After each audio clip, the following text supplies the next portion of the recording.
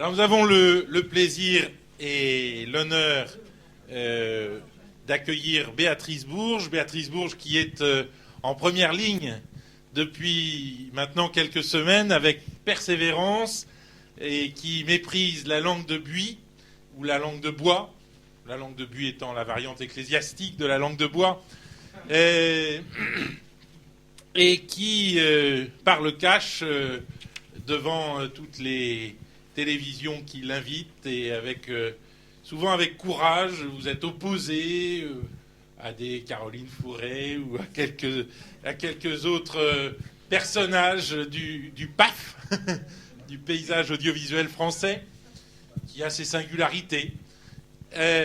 En tout cas, vous portez l'étendard de ce que je crois on peut appeler une forme de désobéissance civile, au sens où, disait Hannah Arendt, la désobéissance civile est nécessaire pour que s'accomplisse la démocratie.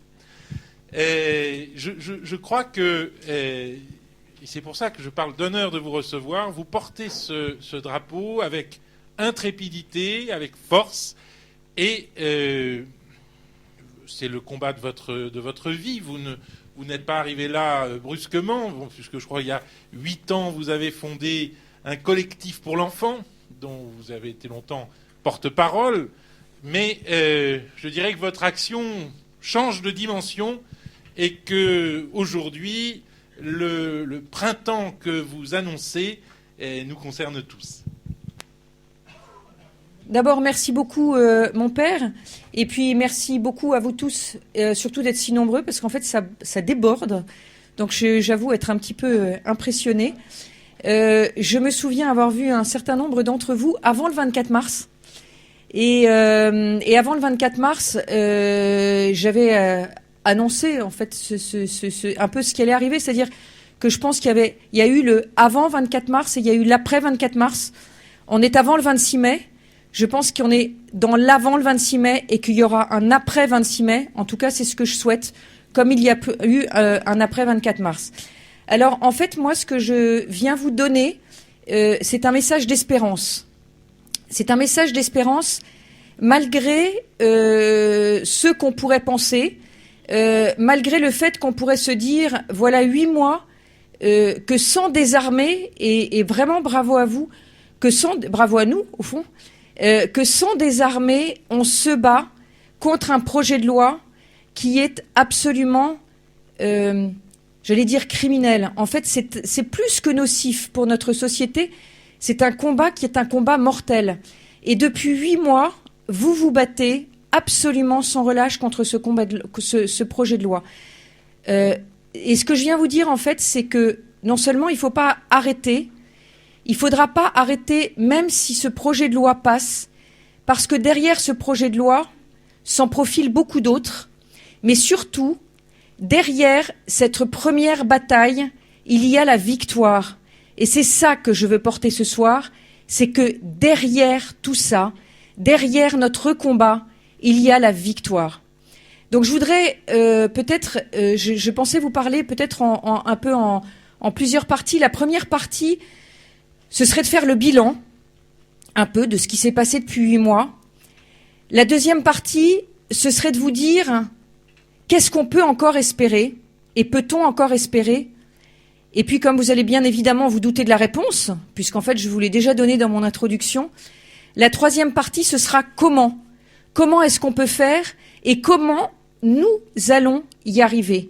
Et ça, si à la fin de cette réunion, je pouvais vous donner la certitude que la civilisation, eh bien, nous sommes, en tant qu'instruments, et juste des instruments, mais si nous décidons tous les jours de dire oui, alors, oui, la civilisation, nous sommes en train de la sauver.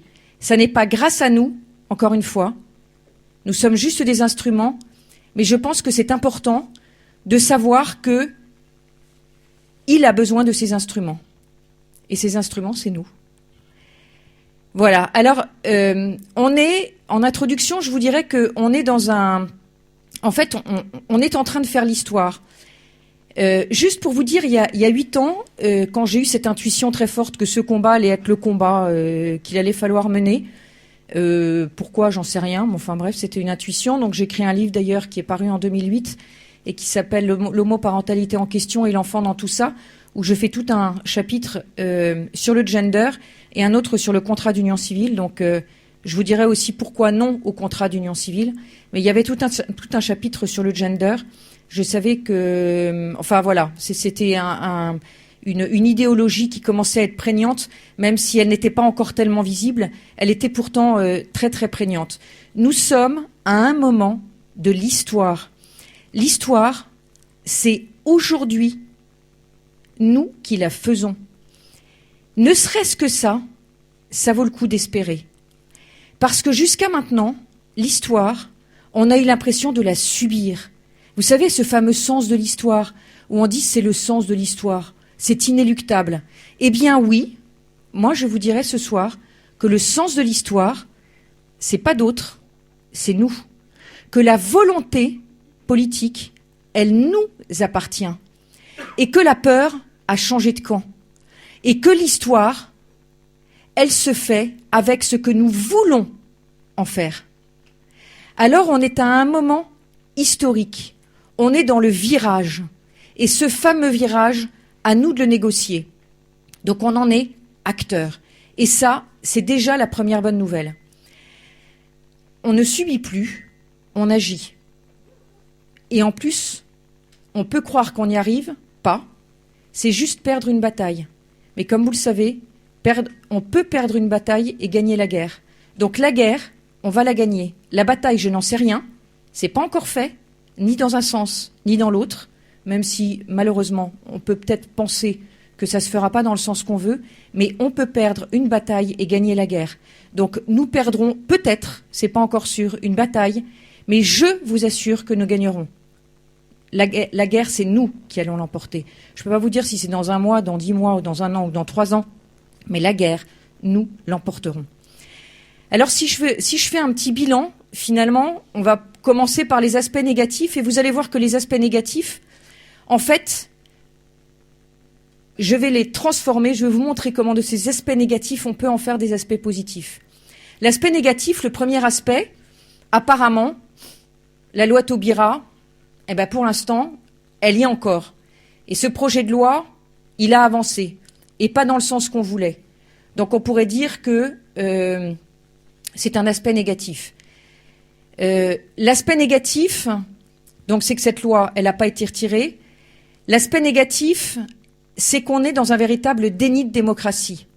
Le déni de démocratie, c'est quoi? Très concrètement, quand on a vu cette loi, c'est la façon dont les discussions se sont passées.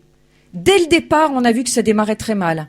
À l'Assemblée nationale, les évêques, souvenez-vous, les religions, 4 minutes chacun, 5 minutes chacun, 2 heures pour les 6, 5 minutes chacun, 20 minutes de raillerie pour Monseigneur 23. Vous l'avez peut-être vu sur Internet, où ça a été mais absolument lamentable, où on l'a traité de réactionnaire, de fasciste, enfin comme on est tous d'ailleurs, mais enfin c'était pas très agréable pour lui quand même. Déjà, premier déni de démocratie, l'Assemblée nationale. Le collectif pour l'enfant dont l'abbé de Tanoirne parlait tout à l'heure, qui a 79 associations et donc qui, en principe, est auditionné dans les ministères, etc., a été reçu, tout comme d'ailleurs l'Alliance Vita, que vous connaissez bien aussi, et comme d'autres, a été reçu sur un coin de table par Erwan Binet, mais même pas en commission des lois. Et pourtant, ce sont quand même j'allais dire des micro-institutions, mais enfin, en principe, on est reçu dans les ministères, on est reçu auprès des députés, des sénateurs, etc. Les 700 000 pétitions du CESE, souvenez-vous, méprisé, le mépris, déni de démocratie. Le Sénat, la LMPT, qui n'est même pas reçue parce qu'on considère qu'elle n'est pas légitime, alors qu'elle a déjà mis, à ce moment-là, avant le vote du Sénat, 1,5 million de personnes dans la rue, mais elle n'est pas légitime. Le vote à main levée de 60 sénateurs qui votent à 9 h du matin, après une nuit, où vous avez discuté jusqu'à 2-3 heures du matin.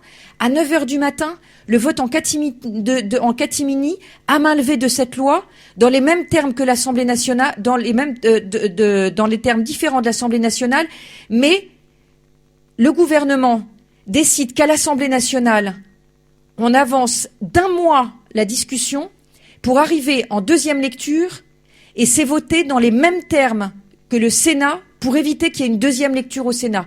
Tout ça pour un changement de civilisation. Dixit Madame Taubira. Juste un changement de civilisation. C'est rien du tout. C'est 60 sénateurs qui votent comme ça à main levée. Donc oui, un vrai déni de démocratie. Donc ça, on va dire que c'est une mauvaise nouvelle. C'est vrai. On va pouvoir penser que c'est une mauvaise nouvelle. Mais la bonne nouvelle, c'est quoi? C'est que ces deux choses-là, on va les transformer. Et on va dire qu'imaginez que les 700 000 pétitions du CESE aient été acceptées et qu'il y ait eu du coup une discussion au CESE. Eh bien, nous ne serions pas là ce soir et déjà, nous nous serions dit, bon, eh ben on va attendre la discussion du CESE. Et tout ça aurait été repoussé de quelques mois. Si nous n'avions pas été bafoués et méprisés, est-ce que vous croyez que nous serions tous là, un peuple debout? Eh bien, moi, je n'en suis pas sûre. Parce qu'aussi vite que nous nous sommes réveillés, nous aurions pu nous rendormir. Et donc, c'est pour ça que je dis que malgré le fait que probablement, peut-être, c'est pas sûr parce qu'il va y avoir le 26 mai et on en parlera. Peut-être, cette loi va passer, mais si cette loi passe, nous serons, je l'espère, en tout cas certains d'entre nous, seront plus que jamais déterminés à ce qu'elle ne soit pas promulguée, soit à ce qu'elle soit retirée. Et ça, c'est faisable. Mais nous sommes un peuple debout. L'autre bonne nouvelle, c'est que justement, nous sommes un peuple debout. Imaginez, nous, quand on s'est réunis il y a 8 mois, tout à fait au début de l'aventure, nous nous sommes dit, nous étions une quarantaine de têtes de réseau, comme on dit, nous nous sommes dit, est-ce que la manif, on l'ose pas, on l'ose pas.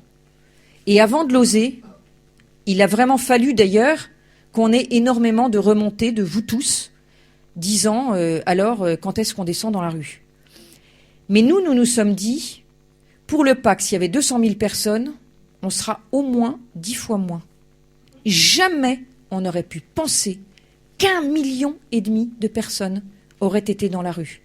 Et je vais vous dire, ce qui a fait lever ce million de personnes, c'est vous, c'est personne d'autre. C'est parce que le peuple était mûr. Je pense que tout ça se serait passé il y a 3 ou 4 ans. Il n'y aurait jamais eu 1 million de personnes dans la rue. C'est que petit à petit, il y a eu le réveil des consciences. Voilà aussi l'autre bonne nouvelle. C'est le réveil des consciences. Mais c'est énorme. C'est un peuple qui se lève, c'est un peuple qui ose, c'est un peuple qui se réveille, qui réveille sa conscience et qui, en plus, se forme. Et ça aussi, c'est nouveau. Parce que tous les jeunes que je rencontre, et Dieu sait si j'en rencontre, je suis admirative, je peux vous le dire, admirative de leur degré de formation. Et pourquoi? Parce que quand ces petits jeunes-là, ils sont dans leur collège, ils sont dans leur lycée, ils sont dans leurs universités, ils sont dans leurs grandes écoles, ils sont chez les jeunes pros, ils sont confrontés à des gens qui leur disent « Après tout, s'ils s'aiment, qu'est-ce que ça peut faire ?» Et pour que eux, ce qu'ils ont là, et ce qu'on a tous là, c'est-à-dire cette conscience, justement, que tout ça colle pas très bien, eh bien, ils ne peuvent pas dire parce que c'est comme ça. Alors, qu'est-ce qu'ils vont faire? Eh bien, ils vont se former. Et ça, c'est la génération Jean-Paul II, et ça, c'est la génération Benoît XVI, de ces papes qui ont dit à ces jeunes, osez, soyez fiers, et ça, je vais en parler aussi de cette fierté, et formez-vous. Et donc, je suis admirative de toute cette formation de chacun d'entre vous, parce que vous aussi, peut-être il y a des jeunes et puis il y a des moins jeunes. Mais il y a aussi une époque où on disait pas la peine d'expliquer. Et on se rend compte que même dans nos milieux, ou dans les milieux catholiques catholiques ou moins d'ailleurs, mais qu'on peut rencontrer, il y a des gens aussi qui disent bah oui, mais la charité voudrait que, après tout, s'ils s'aiment, etc. Donc nous aussi, et puis pour répondre à nos enfants, il faut aussi qu'on se forme. Et donc c'est le réveil des consciences, la conscience ça se situe là, qui s'allie avec la formation, et la formation ça se situe là. Et c'est ça que je vois moi actuellement, c'est cette espèce d'alignement entre ce qu'on pense, ce qu'on vit, ce que l'on croit et la façon dont on le dit. C'est les intelligences, c'est l'alliance de la foi et de la raison. C'est l'alliance de l'intelligence et des tripes, pardon d'être un peu familière, mais c'est vraiment ce que je sens moi dans tous les endroits dans lesquels je vais.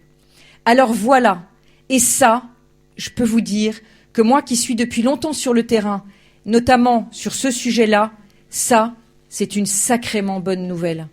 Et de ça, vraiment, je veux vous remercier. Je veux vous dire toute cette admiration que j'ai, de ce courage que vous portez, de cette fierté d'appartenir à ce peuple qui se lève. Et aussi, l'autre bonne nouvelle, c'est que enfin, et ça c'est pas mal, parce que c'est assez nouveau chez nous, on s'organise. Parce qu'avant, on ne s'organisait pas. Alors chacun pensait comme ça un petit peu. Et là, on s'organise. Mais non seulement on s'organise, mais en plus on s'organise intelligemment. Et je vais vous faire part d'une petite expérience. Quand j'ai démarré il y a 8 ans, alors j'avais moins de légitimité sur ce sujet, puisqu'en fait c'était un sujet que je connaissais pas particulièrement. Et donc il a fallu que je me forme moi aussi. Et j'avais aussi cette intuition qu'il fallait agir de façon transversale. Et dans notre pays bien connu et bien aimé, d'ailleurs bien aimé, et là ça fait plaisir aussi de voir tellement de gens qui agitent le drapeau français. Ça me fait, moi, beaucoup d'émotions. Allez, on va le dire. Beaucoup d'émotions. Et donc, il y a 8 ans, quand je me suis lancée, je suis allée voir des associations, enfin des personnes qui connaissaient tout ce sujet beaucoup mieux que moi. Et je me suis aperçue que c'était extrêmement compliqué parce que la France était divisée en silos. Vous savez, quand je fais partie d'un truc, je ne dois pas faire partie d'un autre, et puis on est tous en concurrence. Et là, je ne sais pas si vous remarquez, mais les veilleurs, c'est aussi les Omens, c'est aussi le camping pour tous, c'est aussi la manif pour tous, c'est aussi le printemps français. Tout ça, c'est la même famille. Et au lieu d'être comme ça, en tranches, eh bien, tout d'un coup, on a compris cette chose extraordinaire, c'était qu'on était non pas en concurrence, mais qu'on était en complémentarité et qu'on était plus intelligent à plusieurs que tout seul. Ça peut paraître évident, mais moi je trouve que entre le dire et en prendre conscience et le faire, eh ben je vois qu'il y a une belle amélioration de ce côté-là. Et donc on voit qu'il y a cette organisation, qui est d'ailleurs plus ou moins organisée, mais de personnes qui n'ont plus peur de passer de la légalité à la transgression en fonction des choses qui se présentent. Et là, je vais vous dire, c'est ce que j'appelle aussi le réveil des consciences. C'est où est-ce que ce que j'ai là, ce que je crois, où est-ce que je serai le plus utile, à quel moment je serai le plus utile, et dans quel groupe je suis le plus utile, et dans quel groupe je me sens le mieux. Voilà. Donc ça, c'est pour faire le bilan et vous dire que vous voyez, j'ai passé plus de temps sur le positif que sur le négatif. Parce qu'encore une fois, je crois, et c'est ça qui est complètement paradoxal, c'est que je pense qu'il ne faut pas être effrayé de cette loi, mais se dire que, au contraire, je pense qu'on est arrivé au moment où, ça y est, on a eu l'électrochoc qui fait qu'on rebondit. Alors maintenant, je vais vous dire qu'est-ce qu'on peut espérer ou qu'est-ce qu'on ne peut pas espérer. Ben, encore une fois, ça n'engage que moi et j'ai aucune prétention dans tout ce que je vous dis. Ce qu'on peut... sur la loi Taubira, proprement dite, la loi Taubira, c'est pas totalement impossible qu'elle passe. C'est-à-dire qu'en fait, maintenant, on a le Conseil constitutionnel Le Conseil constitutionnel, c'est très bientôt, hein, c'est dans quelques jours. Cette affaire, ça vous aura pas échappé qu'elle est purement politique, puisqu'on a pu donner tous les arguments, et tous les arguments. Nous avions des arguments, eux, ils n'en avaient pas. Leur seul argument, c'était l'idéologie. Leur seul argument, c'était au nom de l'égalité, c'est-à-dire créer l'inégalité des enfants au nom de l'égalité des adultes, et encore si tant est qu'un couple soit équivalent à un autre couple, ce qui n'est pas ce qu'on pense. Mais malgré tout, leur argument, c'était l'égalité. Et nous, notre argument, c'était l'égalité pour les enfants, mais on avait en plus tous ces arguments qui étaient, et ça, je peux parler très vite de mon deuxième livre écrit en collaboration avec Elisabeth Montfort et Aude Mirkovitch, je ne sais pas si vous les connaissez, qui s'appelle « De la théorie du genre au mariage de même sexe, l'effet domino ». Et donc, nous avons expliqué, et vous, chacun, vous avez expliqué qu'on ne pouvait pas, que tout ça partait de la théorie du genre. On pourra en parler si vous voulez plus sur le fond. Hein. Là, je voudrais balayer un petit peu, et puis après, si vous avez vraiment des questions un peu plus pointues, ou à ce moment-là, je vous propose qu'on en parle après.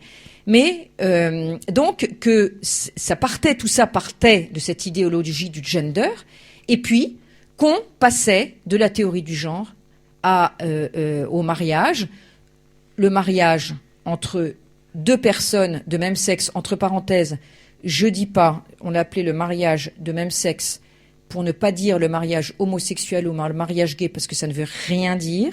C'est un mariage entre personnes de même sexe ou un mariage entre personnes de sexe différent, mais que si on disait qu'il pouvait y avoir dans la loi un mariage entre deux personnes de même sexe, alors il n'y avait pas aucune raison qu'on n'arrive pas à des mariages à plus que deux personnes, puisque les mariages n'étaient fondés que sur l'amour, hein, et que juste une relation de couple, alors que nous, on dit que le mariage, ça a cette relation, en effet, cette relation transversale, mais également cette relation verticale, qui est la fondation de l'institution d'une famille, et donc avec la filiation et les générations. Et donc, à partir de ce moment-là, on avait donc la théorie du gender, qui est vraiment cette grande idéologie, le mariage de même sexe, le multimariage, si on peut dire, puis l'adoption, et ça en raison notamment de la Cour européenne des droits de l'homme, mais ça, on peut en parler aussi tout à l'heure, mais sinon c'est écrit dans le livre, et puis la pluriparenté, hein. D'ailleurs on est passé du mot homoparentalité, enfin moi j'ai mon premier livre, vous voyez, c'était l'homoparentalité en question, et l'enfant dans tout ça, hein, résolument tourné du côté de l'enfant, et de la famille, et de la filiation, mais c'était aussi comment dire, j'aime beaucoup, moi, la sémantique, et j'aime beaucoup étudier les mots.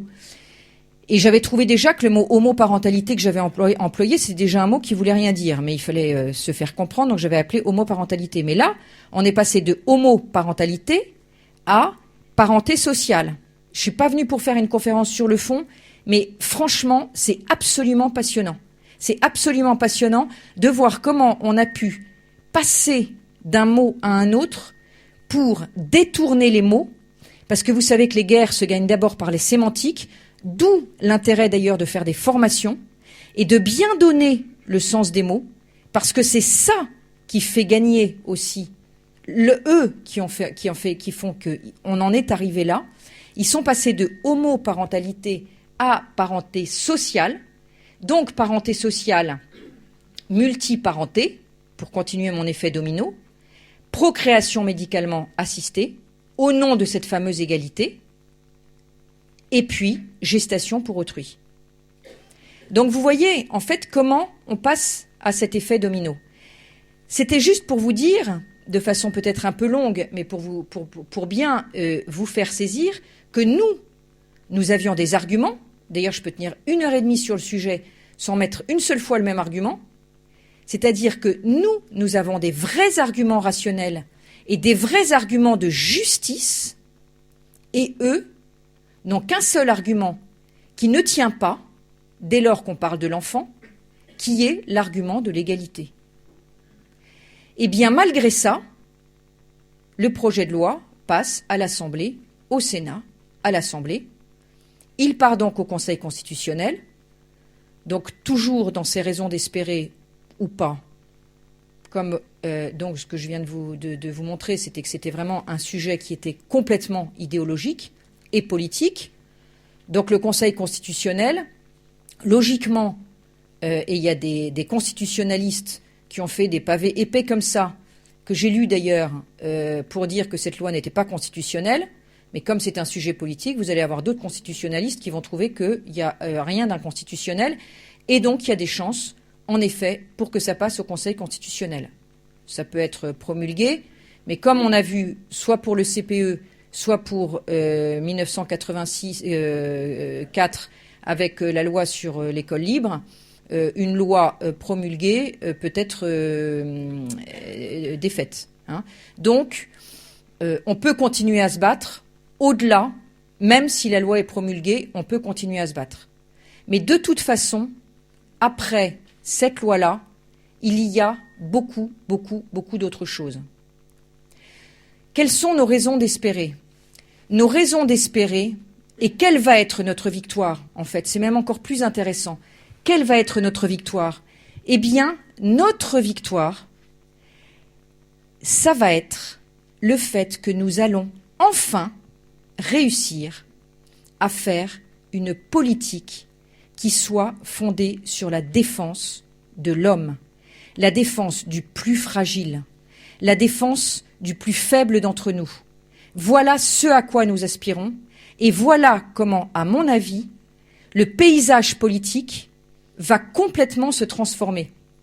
D'un côté, vous aurez cette politique-là, et là, on transcende tous les courants, c'est-à-dire que tant au FN qu'à l'UMP, qu'au PS, dans toutes les couches, dans tous les partis politiques, vous avez des gens qui sont pour la loi Taubira et des gens qui sont contre la loi Taubira.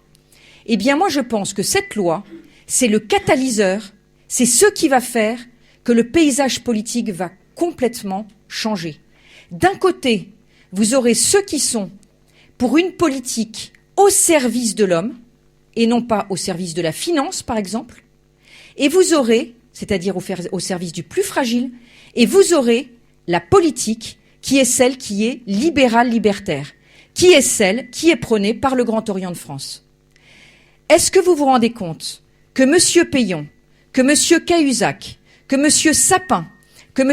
Hollande, que M. Le Drian, donc on est dans le ministère de l'économie et des finances, l'ancien ministre du budget, le ministre Payon de l'éducation nationale, le ministre de la Défense, M. Le Drian, M. Le Foll, ministre de l'Agriculture, Mme Lebranchu, je sais plus, Madame Taubira, ministre de la Justice. Est-ce que vous imaginez, est-ce que vous entendez les ministères que je vous cite là? C'est les ministères les plus importants. Eh bien, tous ces ministères sont tenus par des francs-maçons. Alors, étonnez-vous du Grand Orient, Alors, étonnez-vous que ce projet de loi passe et que d'autres qui suivent soient exactement de cette même idéologie. Alors moi je crois qu'il est temps, et que c'est pour ça qu'on va gagner, que la politique va être refondée en deux blocs majeurs, et après bien évidemment il y aura des nuances. Mais pour les fonder ces deux blocs, je pense qu'il faut être très ferme sur la base, et très ferme sur la base, ça veut dire quoi? Ça veut dire la défense du plus fragile, ça veut dire une société faite pour l'homme et une société qui n'est pas faite contre l'homme, qui n'est pas faite pour la finance, qui n'est pas faite pour l'entreprise, mais c'est l'entreprise au service de l'homme, c'est la finance au service de l'homme, c'est une société fondée, une politique fondée sur le bien commun. Et le bien commun, et c'est là que vous allez comprendre encore un peu mieux, le bien commun avec comme premier pilier la subsidiarité. Et qu'est-ce que c'est que la subsidiarité? C'est ce qui permet à l'homme d'être responsable. Parce que l'homme qui est responsable, parce que la société qui est subsidiaire, c'est qu'on fait confiance à la cellule de base de la société. Et quelle est la cellule de base de la société? Eh bien, c'est la famille. Et comprenez pourquoi l'autre politique, celle qui est l'inverse, celle qui est décidée d'en haut, celle qui est décidée par une idéologie, va vouloir détruire la cellule de base de la société, parce que c'est une question, ensuite, de pouvoir mieux détruire toute cette société et la reconstruire avec un maître qui est l'homme comme maître absolu. Et on oublie la transcendance. Et voilà pourquoi nous allons gagner, parce que le peuple qui se lève, c'est le peuple qui enfin comprend que c'est cette politique-là qu'il veut. Alors, j'ai vraiment envie de vous dire que oui, nous perdrons peut-être une bataille. Eh bien, nous perdrons une bataille. Mais la guerre, moi je vous le dis, et faites confiance à mon intuition, moi je vous le dis, parce que on sait très bien que ce qui va vaincre, c'est la vérité. Et que ce peuple, c'est-à-dire vous, eh bien vous êtes un peuple libre. Vous êtes un peuple libre et qu'il faut continuer à se former parce que la liberté, elle s'obtient grâce à la connaissance. Et c'est ça, moi, qui me fait tellement plaisir quand je vois tous ces gens qui se forment et quand je vois tous ces jeunes qui se forment notamment. Mais encore une fois, je pense que, d'ailleurs, on est vraiment dans une réconciliation et que c'est extrêmement beau, en fait, ce qui est en train de se passer. Parce qu'on est dans une réconciliation des générations. C'est-à-dire que ce mouvement, il est intergénérationnel. Et que jusqu'à présent, on était dans une espèce de lutte entre les générations. Vous savez, vous aviez les jeunes contre les vieux, etc. Tandis que là, en fait, on est en train de se rendre compte qu'on a tous besoin des autres. Et donc, toutes les générations ont besoin les unes des autres. Et dans cette politique-là, il n'y a pas de génération sacrifiée. Donc, on est dans cette intergénérationnel, transgénérationnel, et on est aussi dans ce transcourant. C'est-à-dire ce transcourant, c'est-à-dire que les personnes, eh bien, on va aller chercher dans tous les partis politiques parce que on n'est plus sur une question de parti politique, on est sur une question de valeurs, on est sur une question d'idées et on est sur une question de conception de notre civilisation. Alors maintenant, je vais vous parler de ce dont je voulais vous parler aussi, c'est comment faire. Voilà, parce que tout ça, c'est bien beau. Je pense que, en gros, il y en a peut-être qui ne sont pas d'accord, et puis tant mieux, et on en discutera. Mais comment est-ce qu'on peut faire? Et comment est-ce que finalement on a décidé de le faire, ou pas décidé d'ailleurs, mais comment est-ce que tout ça se met en route? Voilà.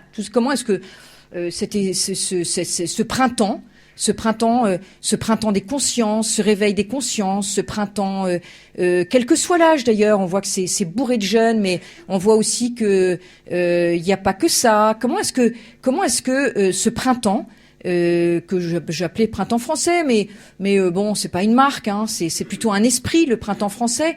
Avec des tas de groupes qui naissent partout et qui a vraiment ont cet esprit de créativité, donc il n'y a pas de peu importe, hein, on est vraiment tous complémentaires et on est vraiment dans un esprit d'apaisement et de complémentarité.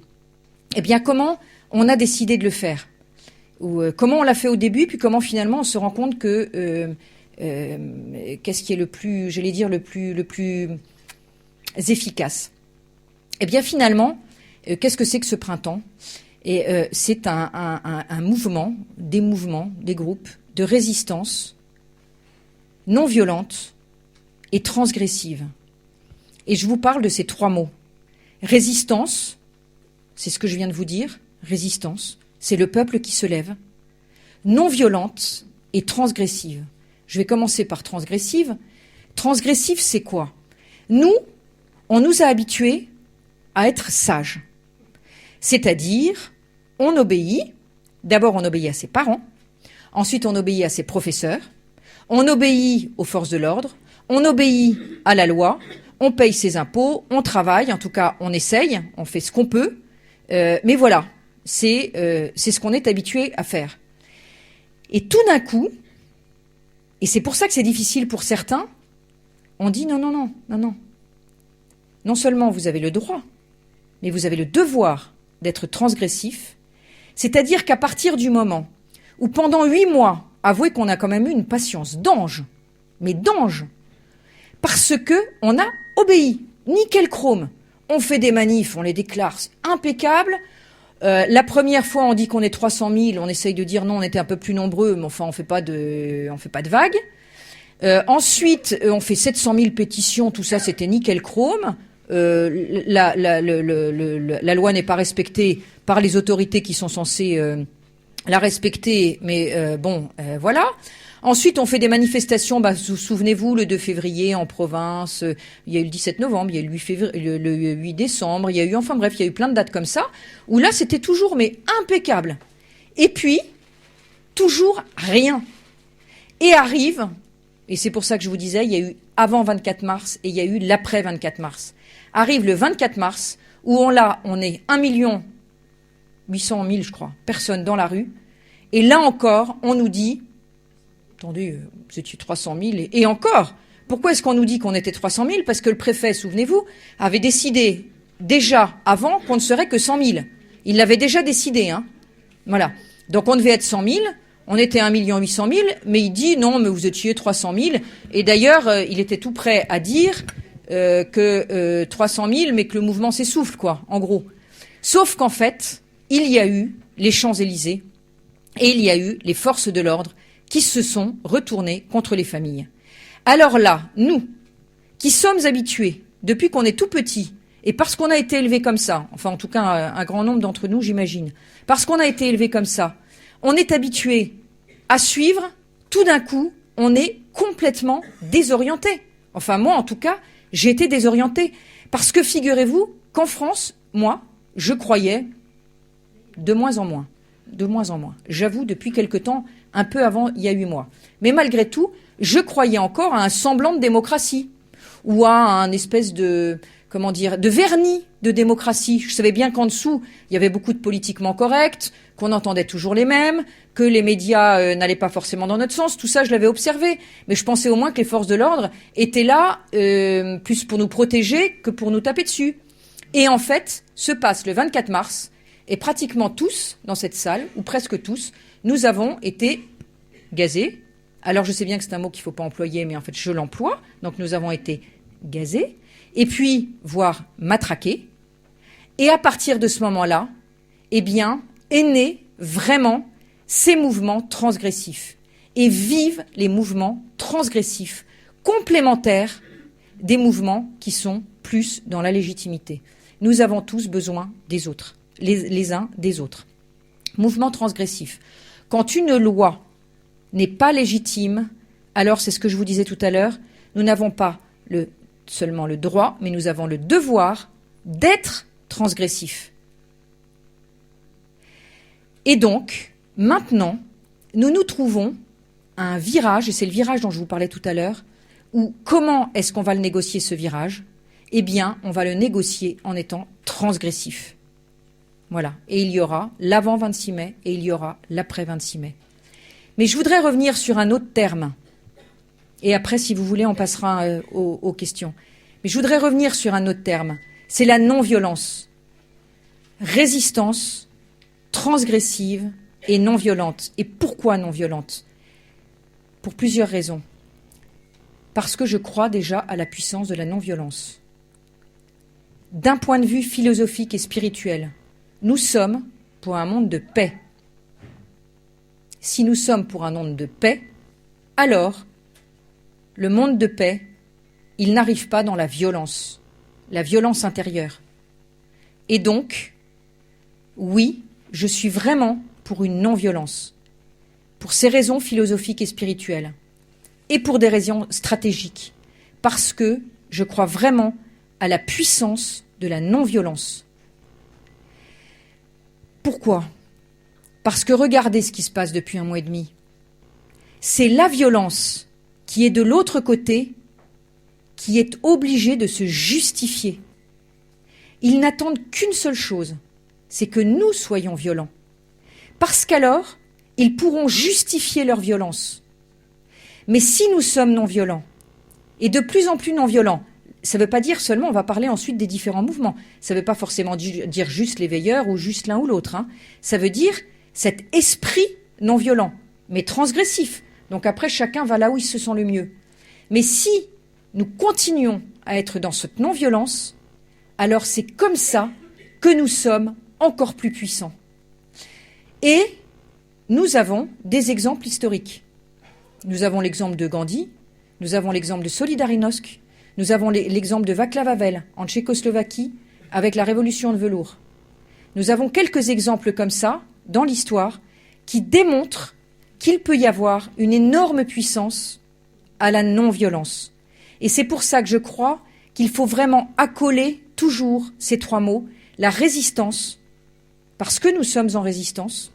Ça fait des années d'ailleurs que ceux qui ont mon âge sont en résistance, en fait. Mais ils étaient dans une espèce de résistance cachée, parce que c'est ce que je dis aussi aux jeunes générations. Je leur dis, mais vous savez, vous n'êtes pas non plus, comment ça s'appelle, une génération spontanée. Vous avez aussi des parents qui vous ont aussi enseigné, même si, pour des raisons X ou Y, ils ne pouvaient pas, ils n'avaient pas la possibilité de pouvoir émerger comme vous le faites. Donc, vous avez de la chance de pouvoir le faire, mais vous n'êtes pas une génération spontanée. Donc, soyez aussi, pas simplement désagréable avec la génération du dessus, mais vous pouvez aussi dire merci à vos parents ou merci à vos grands-parents qui eux-mêmes peut-être étaient des résistants au sens guerre du terme, de Seconde Guerre mondiale. Soyez reconnaissants aussi que tout ça, ça vient, et c'est là, je crois, que c'est intéressant de voir comment, à différents moments, on peut exercer cette résistance de façon cachée ou de façon beaucoup plus visible. Et je vous avoue que moi, je trouve très confortable de pouvoir enfin montrer que c'est beaucoup plus visible. Je trouvais ça très frustrant de ne pas pouvoir être vraiment dans ce nombre quasi incalculable de personnes qui rentraient en résistance. Donc résistance transgressive et non violente. Je voudrais vous donner juste une citation de Martin Luther King. Alors, je l'ai apprise par cœur, mais en fait, comme vous m'impressionnez, je l'ai oublié. Mais je l'aime beaucoup. Donc, je la lirai ce soir avant de me coucher, parce qu'il paraît qu'avant de se coucher, on retient beaucoup de choses. La non-violence est une arme puissante et juste qui tranche sans blesser et ennoblit l'homme qui la manie. C'est une épée qui guérit. Voilà. Et bien, je trouve que cette citation, elle est absolument magnifique. Donc, je voudrais vraiment pas vous laisser, parce qu'après, on va discuter, mais vous dire que on va gagner. C'est pas une probabilité, c'est une certitude. On va gagner. Quand, je sais pas très bien, parce que je suis pas devin, mais on va gagner. Ça va être difficile. Il faut s'apprêter à vivre des moments difficiles. Quand les femmes vont très bien comprendre de quoi je parle, d'accoucher de la société qui va venir, l'accouchement se fait souvent dans la douleur. Mais vraiment après, quand on a son bébé dans les bras, mais quelle joie et quel bonheur. Donc voilà ce que je voudrais vous dire. C'est ce message d'espérance. Je le porte en moi, et vraiment, si j'arrive à vous le faire partager, alors je me dis que ce sera encore mieux pour gagner encore plus vite.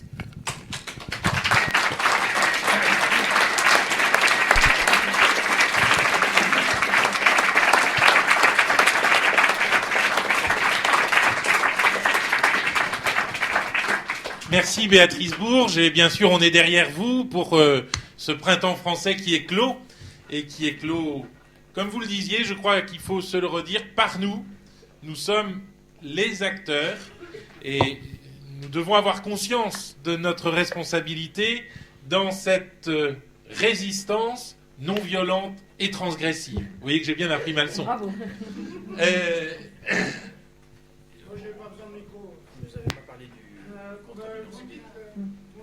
Vous allez me poser la question. Attendez, je vais quand même vous le donner. Mais... Non, ça va, j'ai la voix qui part. Oui. Nous sommes le peuple, mais nous sommes le peuple, mais un peuple défini. Je pense qu'il ne faut pas être hypocrite là-dessus. Nous sommes un peuple, nous sommes une élite en somme parce que nous nous sommes formés, nous avons déjà milité. Il y en a pour eux, c'est un baptême politique. Pour d'autres jeunes comme moi et d'autres avec moi, militent depuis de nombreuses années sur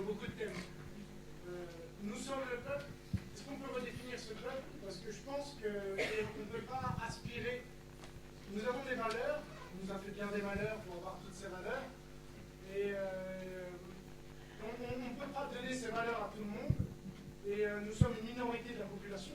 On peut changer tout le reste de la population. Nous avons la force sur le reste. Mais où est-ce qu'on va? Est-ce qu'on peut redéfinir ce qu'on est? Et après, j'ai d'autres questions sur la non-violence et tout. Et alors peut-être que vous pouvez juste préciser celle-ci. Donc, nous sommes le peuple. De quel peuple parle-t-on? C'est ça? De quel peuple parle-t-on? Nous avons des valeurs. D'accord, lesquelles? Est-ce qu'on peut les propager? Alors, moi, je vais vous dire que, regardez, mai 68, ils étaient une minorité et ils ont gagné. Voilà. Et je crois que ce qui est très, très, très nouveau actuellement, c'est justement toutes ces personnes qui sont ensemble. Avec, en fait, en mai 68, il semblait à toutes les personnes, alors moi j'étais vraiment jeune en mai 68, mais à toutes les personnes qui ont fait la révolution de mai 68, ceux qui étaient contre cette révolution, ils n'avaient pas approfondi les raisons pour lesquelles ils étaient contre. C'est-à-dire qu'on leur avait dit que il fallait faire une politique au service de l'homme, etc. Mais ils n'avaient pas approfondi. Je crois que ce qui est extrêmement nouveau, c'est que maintenant, nous avons cherché à nous former. Et donc, quand on est formé, on peut parler autour de soi. Et je vois tous ces jeunes qui viennent et qui portent témoignage, qui viennent me dire, eh ben voilà, moi, dans mon école, on était 2-3 de la classe à être contre le mariage homo, l'adoption, etc. Vous voyez, je dis mariage homo, alors que je vous ai dit qu'il fallait justement pas le dire. Comme quoi, moi aussi, je suis contaminée. Donc, qu'on était, voilà, et les autres, eh ben, ils nous ont dit, mais non, mais après tout, s'ils s'aiment, etc. Et nous, on a réussi à leur démontrer pourquoi. Eh bien, maintenant, dans ma classe, on n'est plus 3, mais on est 10 ou 15 à être contre le mariage homo. Donc, je crois qu'en fait, c'est vrai que pour l'instant, on semble minoritaire, mais le bon sens, en fait, il est majoritaire. Hein. Donc nous, toutes les valeurs qu'on porte et les idées qu'on porte, ce sont des idées qui sont universelles et de bon sens. On est d'accord. Le bon sens, c'est quand même un mariage entre un homme et une femme, et qu'un enfant et un père et une mère. Si on va pas expliquer des choses qui sont beaucoup plus compliquées, déjà ça, en gros, c'est à la portée de tout le monde. En tout cas, c'est un peu dans les tripes de tout le monde. Donc nous, on n'est pas non plus, on va pas porter des idées qui sont des idées qui sont hurluberlues. Donc je crois qu'en fait, ça peut se faire beaucoup plus rapidement que ce qu'on peut imaginer. Justement parce que les idées que l'on porte, ce sont des idées qui sont à la fois universelles et qui sont des idées de bon sens. Et regardez, par exemple, alors c'est vrai qu'il y a un peu quand même chez nous la ville et la campagne. Mais ces idées-là, ce sont des idées qui sont, quand on parle du bon sens paysan, en fait, on peut y revenir assez vite à ce bon sens-là. Voilà. Donc, je pense que c'est pas parce qu'on se dit on est une élite vraiment formée qu'on va gagner. C'est parce que, certes, nous, on a cette chance-là d'avoir pu être formés, mais qu'en fait, les valeurs qu'on va porter, ce sont des valeurs qui sont universelles.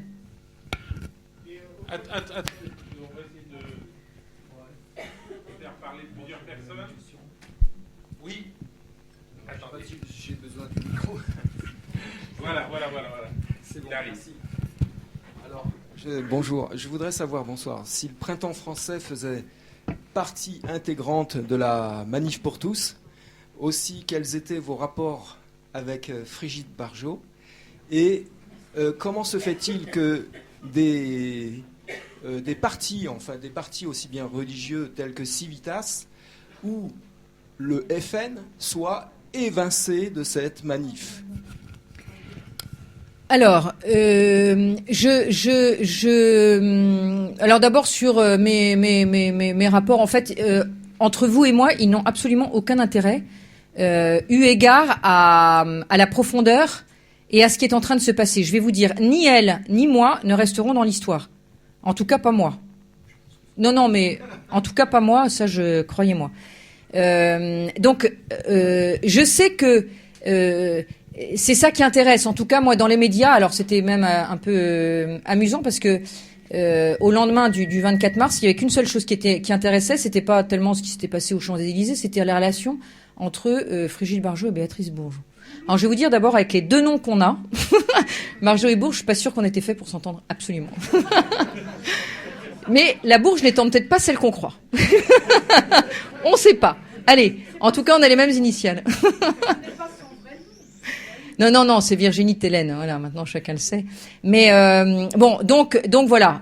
Maintenant, moi, personnellement, j'ai pas particulièrement de problème avec elle parce qu'encore une fois, je pense que tous ces mouvements sont très complémentaires. Si je vous mettais une fusée à 3 étages, je vous dirais que le premier étage de la fusée, essentiel, c'est la LMPT, la Manif pour tous. La Manif pour tous, c'est tout le monde, tous ceux qui sont là. Ça n'appartient à personne. Pas plus à Virginie Télène, qu'à Béatrice Bourges, qu'à vous, qu'à Tugdual Alderville, qu'à Antoine Renard, qu'à machin, qu'à truc. Ça n'appartient à personne. Ça appartient à tous ceux qui ont décidé de s'en emparer et de descendre dans la rue. À partir de ce moment-là, personne ne peut être exclu, puisque ça n'appartient à personne. C'est pas une association où on a versé des cotisations. Donc, qui va à la Manif pour tous fait partie de la Manif pour tous. Je vais à toutes les Manifs pour tous, je fais partie de la Manif pour tous. N'en déplaise à certains. C'est vrai que, ou certaines, avec sans S. Voilà. Donc, bon, on va mettre un peu d'humour dans tout ça parce que après, honnêtement, ça n'a pas beaucoup de. Enfin, votre question a de l'intérêt parce qu'en fait, on me la pose beaucoup, mais j'y réponds de façon très calme, apaisée et sereine, en vous disant que je crois que tout ça n'a pas d'importance et que ce qui est important, c'est vraiment le mouvement de fond. Et ce qu'on me disait, voilà, alors le printemps français fait-il partie de la Manif pour tous ? Tous ces mouvements sont à la fois imbriqués les uns dans les autres et complémentaires.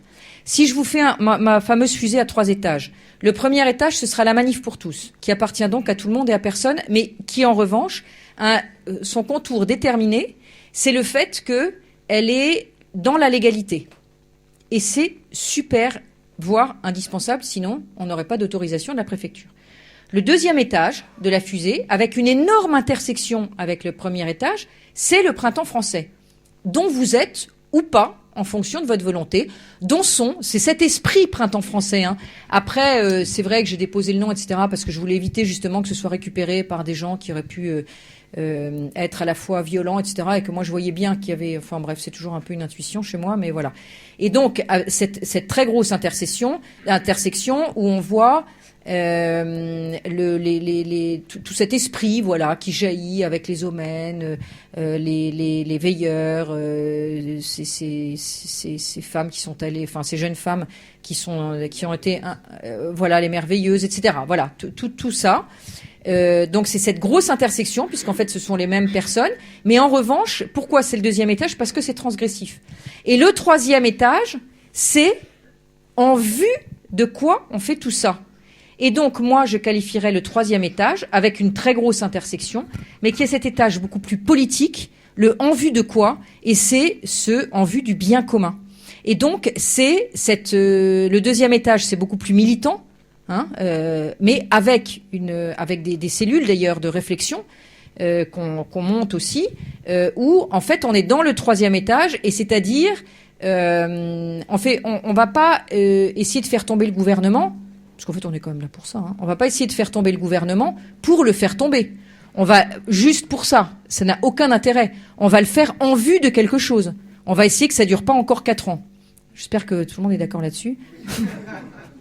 Sinon, c'est pas grave. Je suis prête à m'en expliquer avec ceux qui seraient pas d'accord. Et donc, mais en revanche, si ça se passe comme on aimerait bien, c'est-à-dire que ça ne dure pas encore 4 ans, il faut qu'il y ait quelque chose derrière à proposer. Et c'est donc là que c'était la partie que je vous expliquais tout à l'heure, qui en fait était ma deuxième partie, mais qui est le troisième étage de la fusée. C'est en vue de quoi, avec ces deux façons de voir la politique, c'est-à-dire d'un côté, on va dire une politique fondée sur le bien commun, et de l'autre côté, une idéologie, qui est un peu l'idéologie du Grand Orient. Voilà. Ça répond à peu près à votre question ? Oui, tout à fait. Il y avait aussi Parfait. les moyens. J'étais sidéré par les moyens qu'avait cette Manif pour tous. Et donc, voilà. Donc, je voulais savoir d'où venaient ces moyens? Eh bien, écoutez, il y a eu énormément de dons, mais énormément. D'abord, vous avez tous vu quand vous y étiez qu'il y avait des paniers et que donc les gens ont été... Non, mais les gens ont été très, très, très généreux, hein. Extrêmement généreux. Et moi, je suis aussi admirative de la générosité des personnes qui, déjà, payent leurs billets, couchent éventuellement... un week-end, c'est pas rien, surtout quand on vit en famille. Il faudra peut-être venir un peu moins en famille d'ailleurs le 26 mai, mais de toute cette générosité pour défendre des convictions. Donc ces moyens, ils viennent. Après, moi, je suis pas non plus ni trésorier ni dans les petits papiers, hein, mais je sais quand même qu'il y a énormément de générosité. Et que voilà quoi, et que en fait c'est essentiellement des donateurs particuliers. Une autre question. Une femme. En fait, moi, je voudrais vous poser la question sur l'internationalisation du mouvement. Parce qu'en fait, en l'occurrence, là, je reviens de l'étranger, de Grèce en l'occurrence, tout juste, et je me rends compte que les gens ne sont pas du tout au courant de ce qui se passe en France. Vraiment pas. Et dans le milieu catholique, je ne parle pas de grec, orthodoxe, etc., mais une messe ordinaire en Crète, une église catholique. Voilà, les gens ne sont pas au courant. La France, c'est un flou, on ne connaît rien. Donc, est-ce qu'il n'y a pas de possibilité, au niveau, par exemple, des partis amis au Parlement européen, que ça marche pas? Alors, au niveau européen, avec la Pologne, avec l'Autriche, enfin les pays qui sont, on peut dire, considérés amis. Voilà. Alors, en fait, non, mais merci pour votre question parce que c'était un volet que je n'avais pas abordé, donc très bien. Donc en Crète, et vous avez bien de la chance d'être allé en Crète, dans une église catholique, on n'a pas entendu parler de la manif pour tous et de ce qui se passe en France, mais quand même, je vous rassure qu'il y a énormément de pays, et notamment au niveau du Parlement européen, où en fait on en parle beaucoup. À tel point d'ailleurs que ça vous a pas échappé qu'il y avait une question qui avait été posée par un député, un parlementaire, le Conseil, voilà, un Italien, qui a saisi le Conseil des ministres européens pour poser des questions, pour demander quelle mouche piquait les forces de l'ordre qui matraquaient, gazaient, etc., des familles, des enfants, des personnes âgées, etc. Et donc, en fait, ça commence à faire pas mal de bruit. Après, ce que je peux vous dire aussi, c'est que les Américains sont absolument sidérés de la façon dont réagissent les Français. Et que, figurez-vous, qu'on est source d'inspiration pour eux, que vous avez une organisation qui s'appelle l'Organisation nationale de la famille, qui est un gros think tank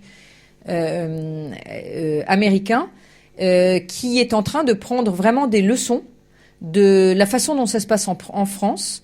Et de temps en temps, enfin, si vous vous abonnez à comment ça s'appelle, cette newsletter, s'appelle donc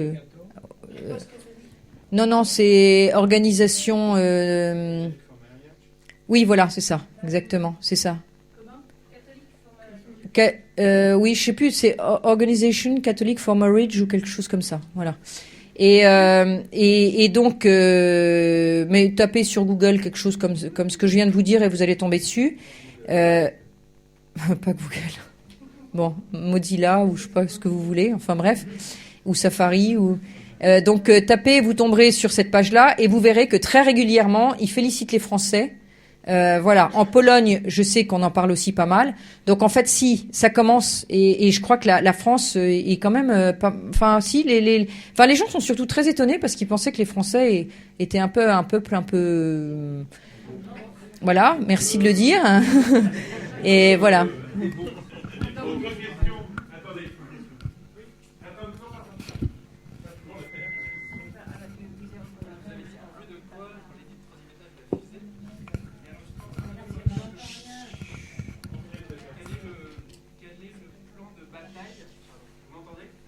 Moi, j'entends. Quel est concrètement le plan de bataille pour arriver à nos fins et quel est l'objectif visé? Est-ce que vous ne souhaitez pas que ce genre de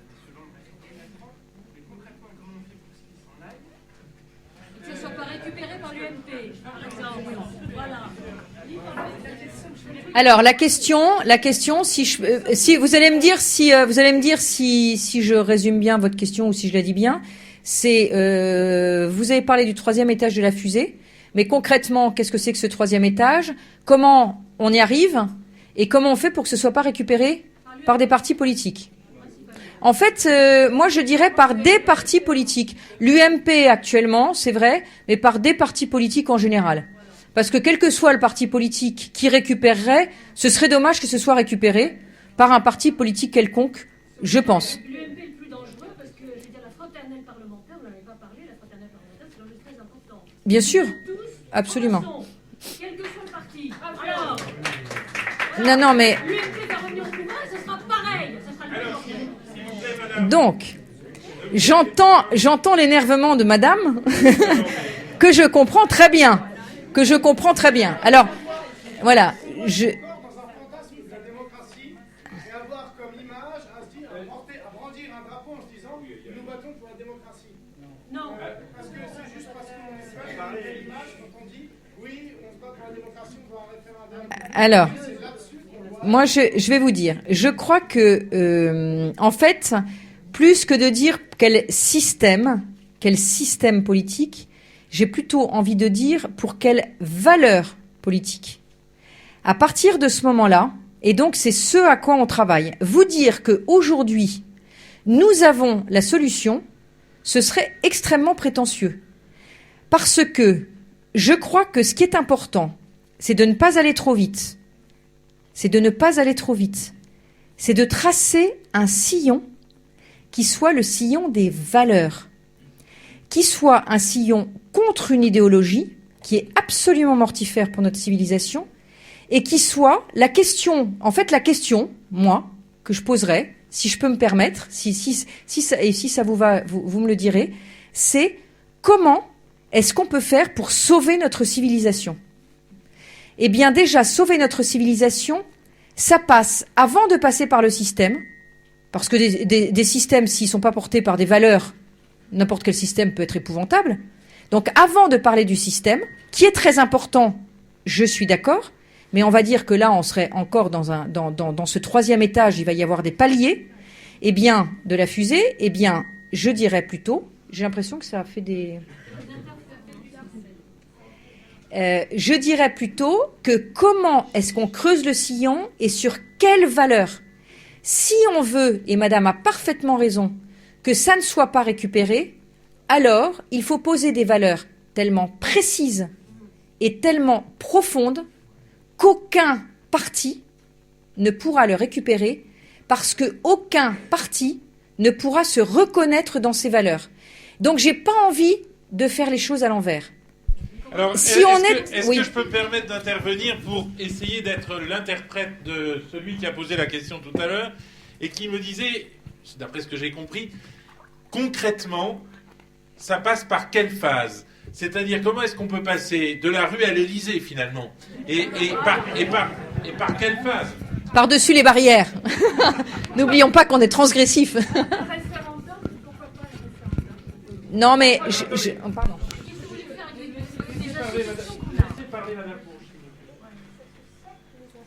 Oui, alors, en fait, vous allez être déçus parce que j'ai pas, et encore une fois, je ne suis pas prétentieuse, et je pense que si j'arrivais avec une solution toute faite, ce serait beaucoup trop rapide.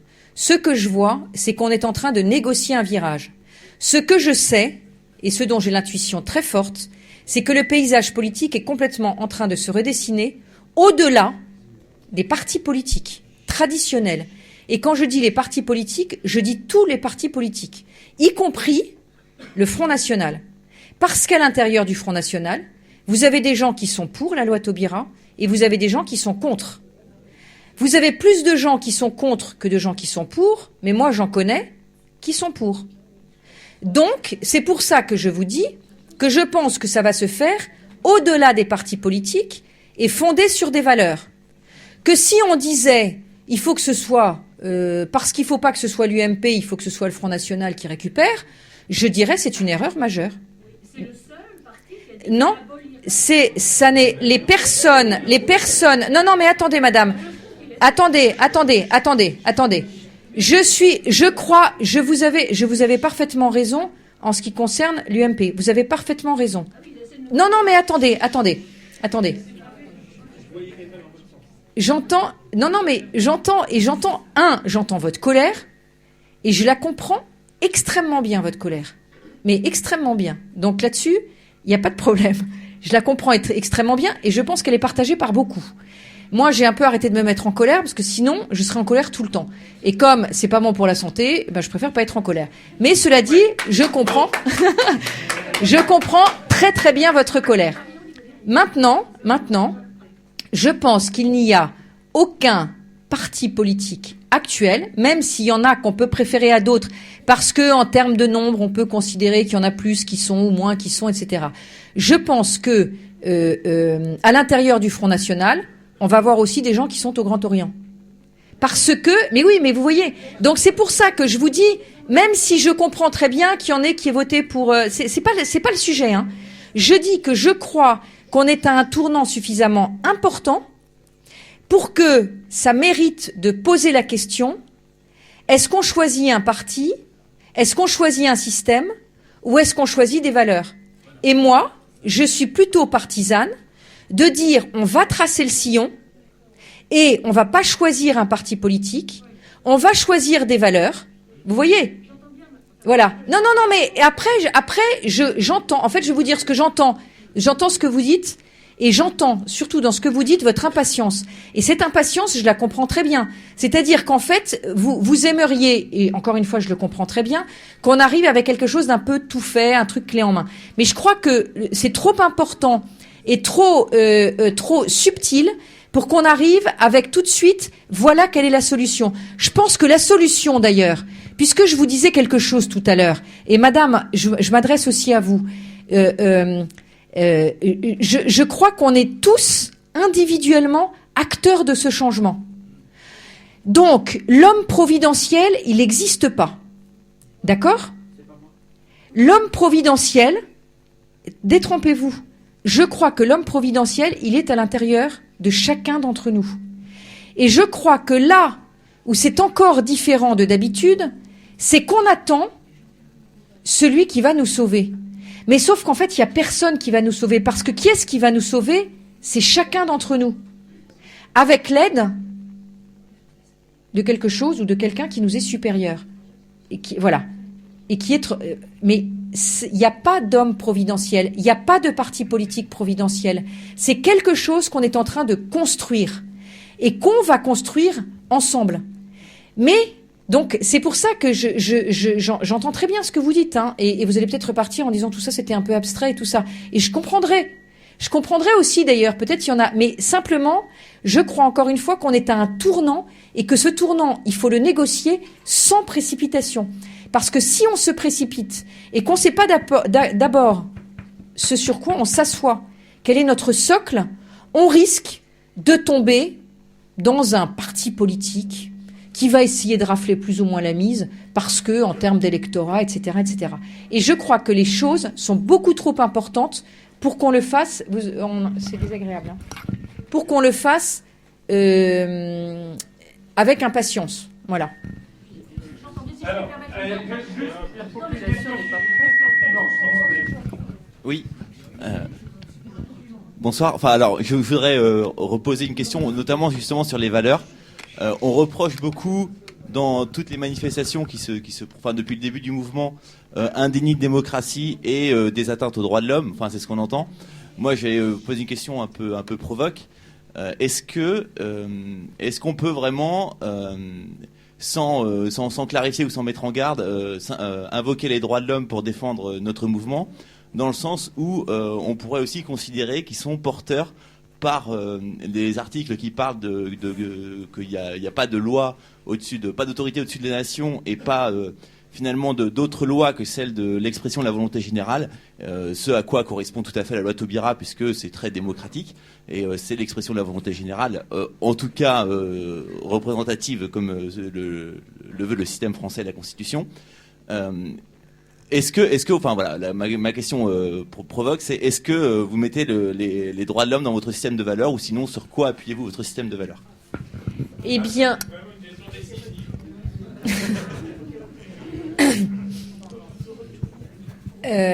en fait, quand on dit droits de l'homme, on pense un peu à droits de l'homiste. Les droits de l'homiste et là, en fait, il y a eu un retournement de ce pourquoi avait été créée la France des droits de l'homme.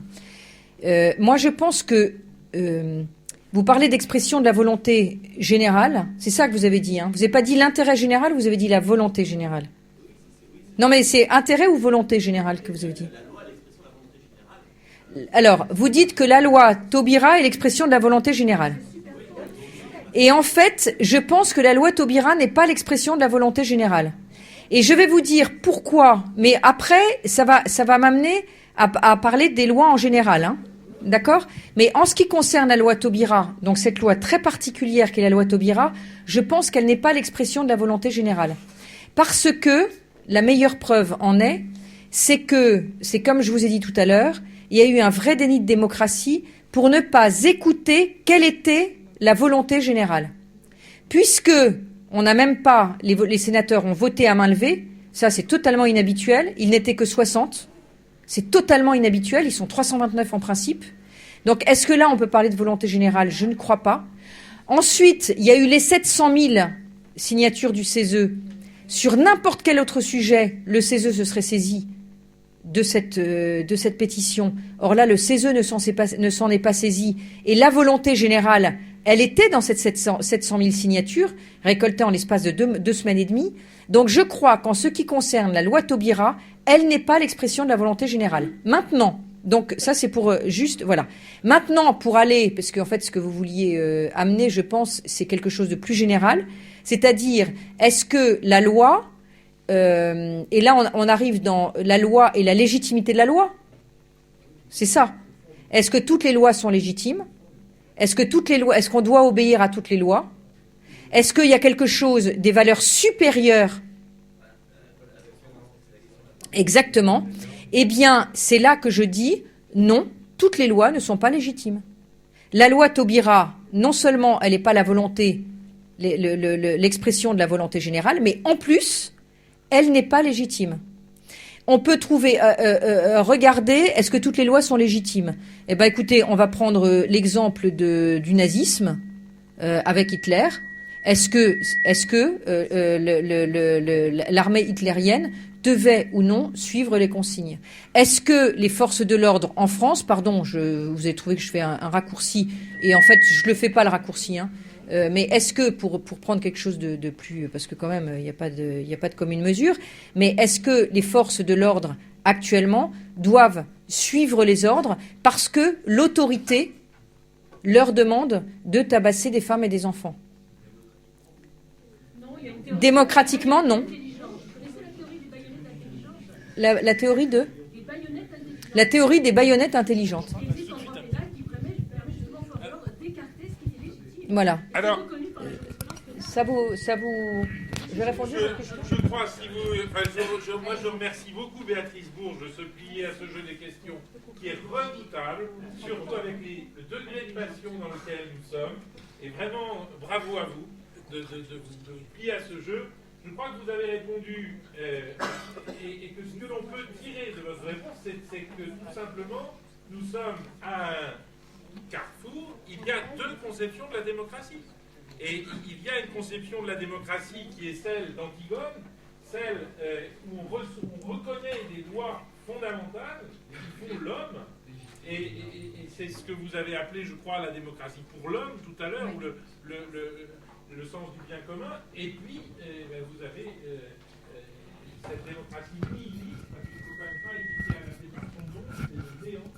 Cette démocratie nihiliste qui veut s'imposer à nous sous couvert de légitimité révolutionnaire, alors qu'on est dans une post-révolution. Mais Juste pour Antigone, si vous allez voir le site du Printemps français, vous verrez qu'en fait, en premier, sur la première page, on a une citation d'Antigone, exactement, avec une image, un dessin d'Antigone. Donc Antigone et Créon, absolument. Merci beaucoup. Allez sur le site du Printemps français, vous y verrez le manifeste d'ailleurs. Pour la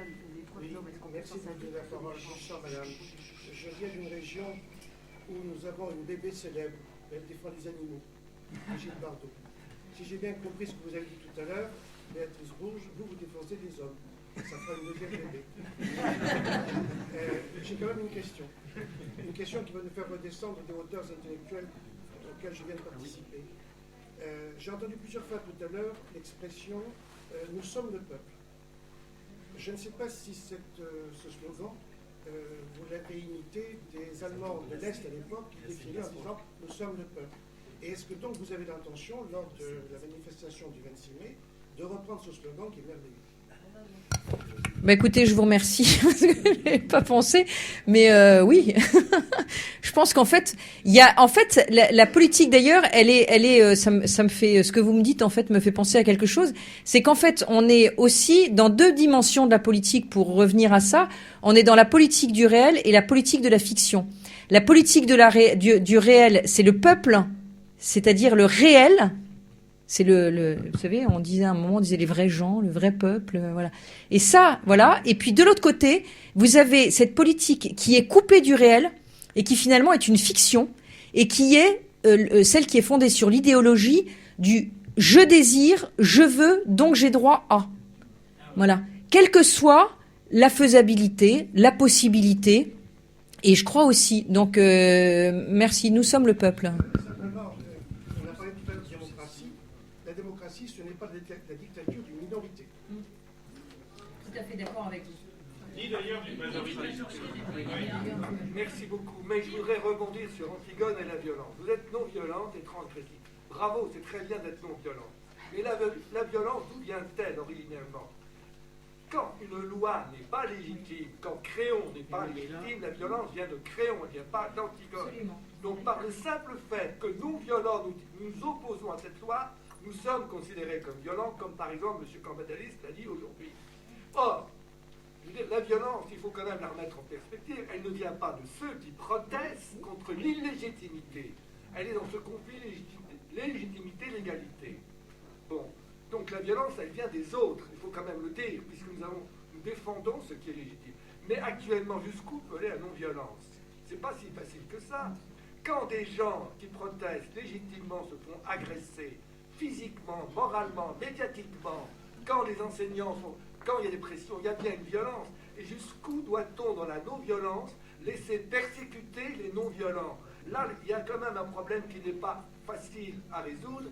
Et la non-violence n'est pas, à mon avis, une solution magique. Les Hongrois ont commencé à se battre à main nue. Ils ont réenterré en 69 leurs morts. Et finalement, ils ont fait craquer le rideau de fer. Mais il y avait bien un moment, il faut affronter à main nue. Alors jusqu'où va la non-violence? Moi, j'avoue que, en toute honnêteté, je n'ai pas résolu le problème. Non, mais c'est vrai. Peut-être que vous pouvez répondre. Question redoutable. C'est vrai que c'est très difficile de répondre à cette question. Hein. C'est très difficile de répondre à cette question. Micro.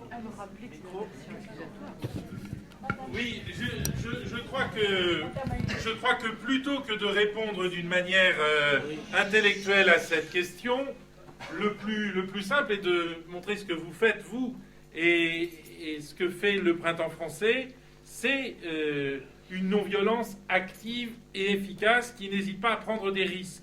Il y a à cet égard, je crois, à faire une distinction entre les veilleurs et le Printemps français sur ce point. C'est-à-dire que pour les veilleurs, il y a une sorte de dogme absolu de la non-violence qui est tout à fait honorable, mais qui aussi est limitatif, d'une certaine façon. Et pour vous, lorsque vous êtes, je ne sais pas, dans un comité d'accueil de ministres, lorsque vous pratiquez ce que M. Cambadélis appelle le harcèlement démocratique, il l'appelait dans d'autres contextes, le harcèlement démocratique, inutile de vous le dire. Mais ce sont les gens de la Manif pour tous qui l'appliquent, le harcèlement démocratique. Eh bien là, je crois qu'il y a une vraie non-violence en acte et comme vous dites, transgressive. Après, c'est un peu empirique, on peut pas... Mais il ne faut pas nécessairement se couper les ailes. C'est-à-dire qu'il est bien qu'il y ait des veilleurs, mais il est bien qu'il n'y ait pas que... Oui, en fait, c'est vraiment ce que je voulais dire tout à l'heure. Non, mais ce que je voulais dire tout à l'heure, ce que je trouve extraordinaire dans cette France qui se lève, c'est que vous avez des gens qui se sentent bien vraiment dans la légalité parce que ça les sécurise. Et c'est extraordinaire de voir tous ces gens qui, pour la première fois, pour certains d'entre eux, manifestaient, ils ont besoin de rester dans un cadre. Et c'est déjà extraordinaire. Et bravo à eux, parce que parfois, ils se font violence d'aller même dans ce cadre et de sortir avec leur drapeau. C'est déjà pour eux une forme presque de violence intérieure, ils se font violence que d'y aller. Et puis, il y a des gens qui se sentent plus sécurisés, en effet, dans ce mouvement des veilleurs, mais qui est aussi cet esprit printemps français. Parce que eux, ils vont se sentir mieux avec des bougies, parce que ça leur peut rappeler des veillées qu'ils ont fait à droite ou à gauche.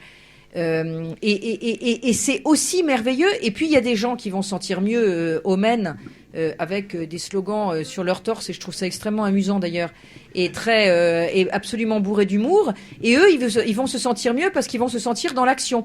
Et puis il y a ceux qui vont se sentir mieux à huer un ministre ou un Erwan Binet dans une université de Saint-Quentin en Yvelines. Et puis il y en a, vous voyez, ce que je trouve extraordinaire dans ce mouvement, c'est la créativité et c'est l'imagination. Et nous, on a des ateliers créatifs, notamment avec des jeunes ou moins jeunes d'ailleurs. Et là, on se rend compte que, en fait, quand on laisse fleurir son imagination et sa créativité, en restant dans ce cadre et en disant on va pas prendre les armes, etc. C'est d'ailleurs beaucoup plus, ça permet à l'imagination de trouver d'autres moyens aussi, parce que c'est tellement plus facile d'y aller avec des bâtons. Mais l'imagination et la créativité, elle y est pas. Tandis que là, on se rend compte qu'en fait, tous ces gens-là, ils ont des trésors d'imagination. Et puis vous voyez, il y en a qui vont se sentir bien en faisant des opérations sur des ponts, en mettant des banderoles. Enfin, il y a qu'à voir certains blogs qui sont absolument extraordinaires, où en fait, on s'amuse beaucoup d'ailleurs. Hein. C'est de vraies bandes dessinées. Question suivante. Attendez, pardon. Une question très pratique. Le 26, peut-on amener les enfants? Et sinon, si les enfants ne viennent pas, les mères non plus, et on est beaucoup moins nombreux et on a l'air de capituler. Deuxième chose, est-ce que l'union civile, la diversion de l'union civile ne fait pas partie de cette récupération politique? Alors, et en plus d'une division dans notre... Je vais parler de l'union civile. Je vais parler de l'union civile parce qu'en fait, cette affaire est grave. Dans le premier livre que j'ai écrit, qui est donc sorti en mai 2008, et donc ça faisait déjà un moment que je m'occupais de ça, j'ai un chapitre entier qui est sur l'union civile et le statut du beau-parent. Et pourquoi je suis, mais pas seul, non, moi, contre et absolument contre l'union civile. D'un point de vue politique, déjà, on n'a absolument rien à négocier. Absolument rien à négocier, et on n'a absolument pas à trouver des portes de sortie qui en plus n'en sont pas, et ça va être la deuxième partie de ma démonstration. Mais déjà, d'un point de vue politique, quand j'entends certains qui disent mais c'est une porte de sortie, on n'a pas à leur offrir de porte de sortie. Pourquoi voulez-vous leur offrir une porte de sortie? On ne lâche rien ou on lâche à moitié? Moi je dis que si on commence à lâcher à moitié, ça veut dire qu'on a tout lâché. On ne lâche rien. Pour moi, le terme rien, c'est zéro. C'est zéro. On n'a pas à leur trouver de porte de sortie.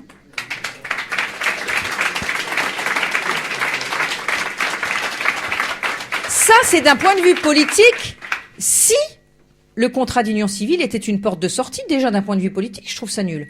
Mais, en plus, il se trouve que le contrat d'union civile, c'est absolument catastrophique.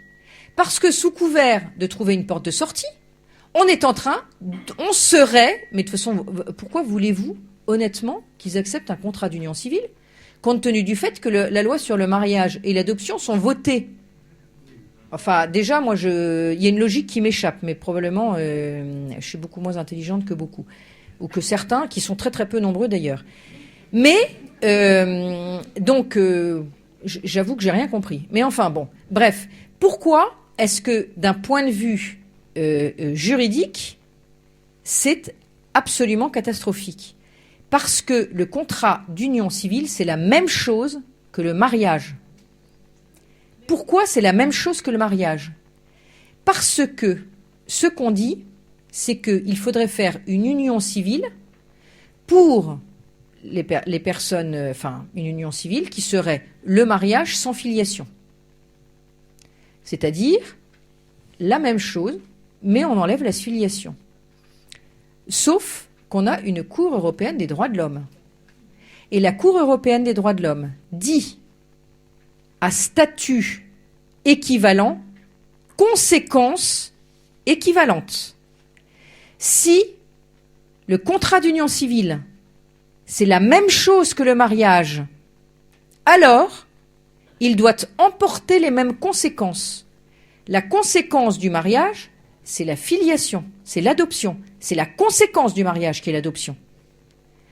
Parce que des personnes qui sont de sexe différent, qui sont mariées, ont le droit d'adopter. Si l'union civile, c'est le même statut, même s'il n'a pas le même mot, d'accord ? C'est-à-dire que ça s'appelle union civile et non pas mariage, mais c'est la même chose. Alors, il doit emporter les mêmes conséquences juridiques. C'est la Cour européenne des droits de l'homme qui le dit. Pourquoi est-ce qu'actuellement les personnes pacsées n'ont pas le droit d'adopter ?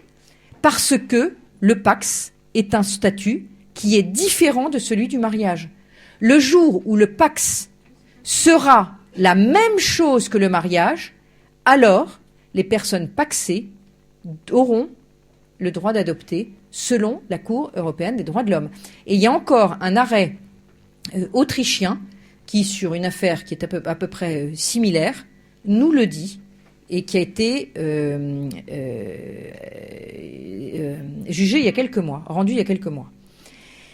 En plus, et là vous allez voir que c'est absolument imparable, comment voulez-vous empêcher deux personnes de sexe différent unies par un contrat d'union civile d'avoir un enfant ? Vous savez qu'actuellement, il y a la moitié des enfants qui naissent hors mariage. Alors comment est-ce que vous pensez que deux personnes qui sont unies par un contrat d'union civile vont dire on va d'abord se marier parce que sinon on n'a pas le droit d'avoir un enfant ?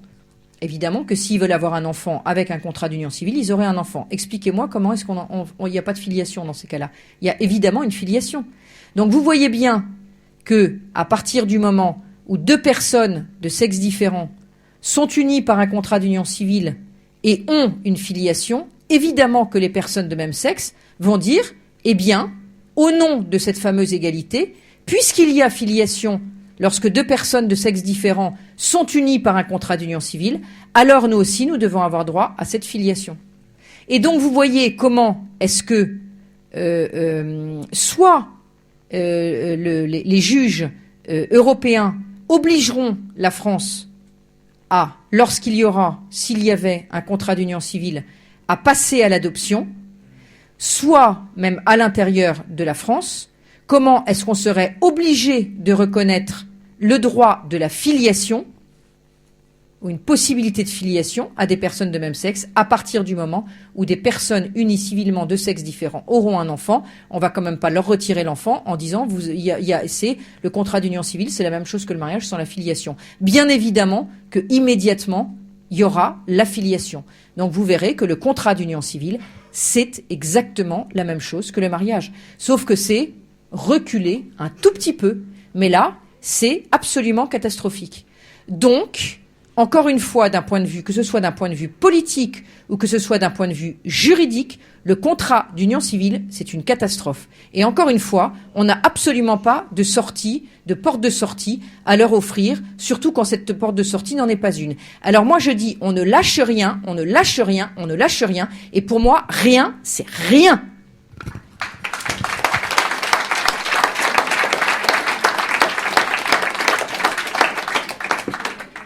Dernière question.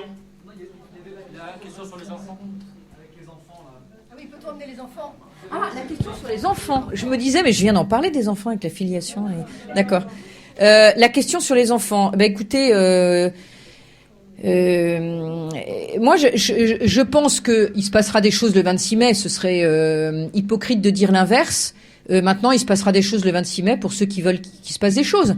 Après, il va y avoir un cortège officiel et donc, bien sûr, emmenez les enfants si toutefois vous avez envie de rester dans le cortège officiel. Il n'y a aucun problème. Voilà. Je pense qu'après, c'est une question d'envie personnelle et de responsabilité de chacun. Je pense que, en effet, pour ceux qui auront peut-être envie de rester un petit peu plus longtemps et de passer une bonne soirée. C'est peut-être pas très raisonnable d'amener les enfants. Mais bon, sinon après à l'intérieur de la manif, voilà, il y a aussi une possibilité. Non, à l'intérieur de la manif, il n'y a aucun problème. Ceux qui auront envie, ou sinon après vous pouvez aller vous coucher puis décider que, parce que sûrement il fera beau le 26, d'aller faire un petit tour après dans Paris by night, ça peut être sympa aussi, mais sans les enfants. Ce qu'il ne faut pas, c'est qu'on arrive à l'Élysée tous sept en avant. C'est pas moi qui l'ai dit, hein. Ce que je propose, parce que là il est 10h05, on a vraiment... Alors, ce que je voudrais, c'est que, oui, alors ce qu'on va faire, on va vous poser plusieurs questions, il faudrait que vous ayez un petit truc pour noter, et des questions rapides, s'il vous plaît. Il va y en avoir 4 ou 5. C'est donc ce seront la dernière salve. Si vous avez un stylo, voilà, je me permets. Voilà. Voilà, vous notez les questions qui vous intéressent ou que vous pensez d'intérêt général. Voilà. Allez-y, monsieur. Allez-y quand même. Allez-y fort. J'ai la voix qui porte. Madame, vous avez parlé tout à l'heure du combat pour les valeurs plutôt que le combat pour un système ou une idéologie. C'est bien. J'ai assisté à toutes les manifs et j'ai vu dans les manifs du début et même la dernière des musulmans, donc des valeurs différentes de la nôtre, avec des femmes voilées. On a vu la prestation de Madame Barjot à l'UOIF. On a vu ces dernières heures à Mayotte des musulmans revendiquer la polygamie. Et ils ont raison. J'aimerais connaître votre position sur ce problème-là et sur ces valeurs. Alors, attendez avant de répondre, s'il vous plaît. Question suivante. Parce que sinon, on ne va pas y arriver. On y sera demain matin. Simplement, en matière de violence de la police, que peut-on espérer d'une question du Conseil des ministres européens à la France à ce sujet? D'accord. Attendez, encore une question. On a interrogé un homme politique au sujet de la question de savoir si la loi a été adoptée, est-ce que le prochain gouvernement pourrait l'abroger? Et il paraît qu'il aurait donné une réponse s'il vous plaît, qui laissait entendre que ce ne serait pas possible. Qu'est-ce que vous en pensez? Je crois qu'il y a encore une question au fond, et ce sera tout. Ma question, c'est l'autonomisation, ça a permis la souveraineté avec l'Europe. Donc la France a perdu sa souveraineté avec l'Europe. Et qu'il est écrit normalement dans la Constitution européenne que s'il y a plus de 100 000 personnes qui se regroupent par pays, ça peut arriver au niveau de la Cour européenne, et effectivement l'Europe pourrait donner raison aux gens par rapport au... Est-ce que, parce que ça personne n'en parle, mais qu'est-ce que vous en pensez? Est-ce que nous sommes soumis à des décisions de Cour européenne sur ce sujet? Question très courte, oui ou non? Juste... Bravo, parce que bravo pour votre persévérance quand même. La non-violence, on peut associer, vous vous intéressez à la sémantique, la non-violence et la brutalité peuvent être en accord. On peut être brutal et non-violent, mais ça n'a rien à voir si vous vous intéressez au sens des mots. Juste oui ou non, est-ce qu'on peut être brutal et non-violent? Ouais, enfin bon, après, je fais joker sur certains trucs. Alors, en fait, j'ai 5 questions. J'ai 5 questions. Non, il y en a encore une. Est-ce qu'on ne pourrait pas parler aussi de la transgression au niveau des amendes et des PV routiers? Ouais, ça c'est un peu...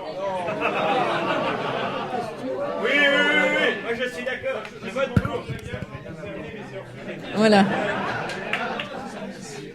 Alors, première question sur valeurs, système et notamment les musulmans qu'on a vus dans les manifs. Alors, moi, ce que j'ai envie de vous répondre, en fait, c'est que dans les manifestations, ça n'ait pas été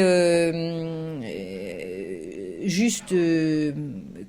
enfin, que des catholiques ou toute personne qui partageait sur ce projet de loi, qui était contre ce projet de loi, avait bien évidemment sa place dans la manifestation.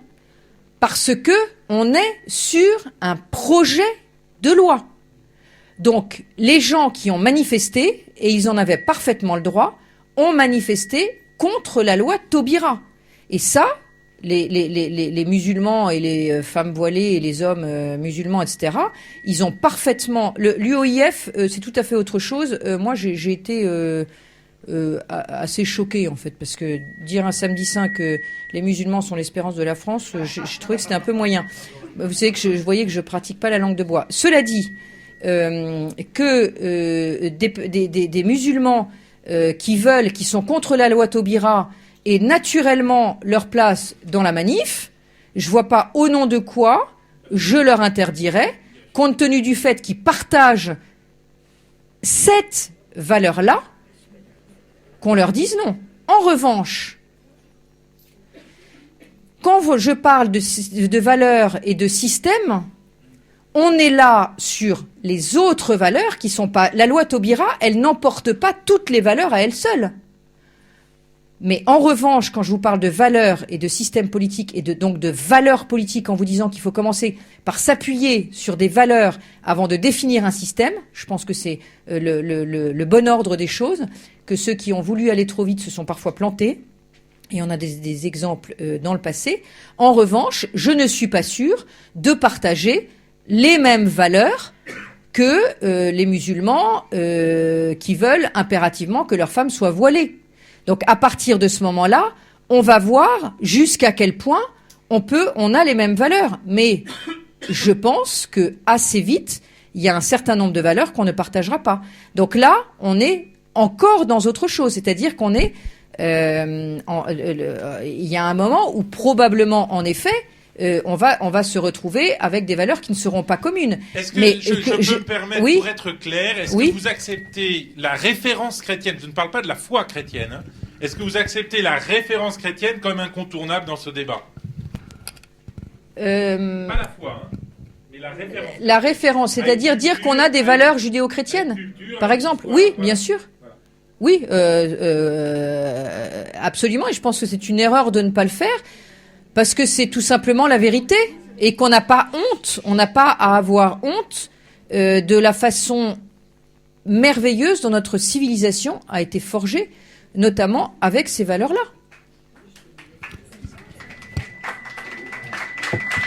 Alors, si vous pouvez passer là, je vous ai Alors, oui, mais d'accord. Ensuite, violent, Conseil des ministres européens, qu'est-ce qu'on peut en attendre notamment de la question qui a été posée. À vrai dire, je crois, enfin peut-être que je me trompe, mais je crois que c'est la première fois que ce problème se pose là, ce type de problème se pose. Donc je vais vous répondre très simplement que je ne sais pas du tout ce qu'on peut en attendre. D'un point de vue juridique, j'en sais rien, parce que je crois que ça s'est encore jamais posé. En revanche, je pense que d'un point de vue symbolique, c'est absolument énorme. Et d'un point de vue politique, c'est absolument énorme. Donc je pense que de ce point de vue-là, on peut en attendre beaucoup de choses.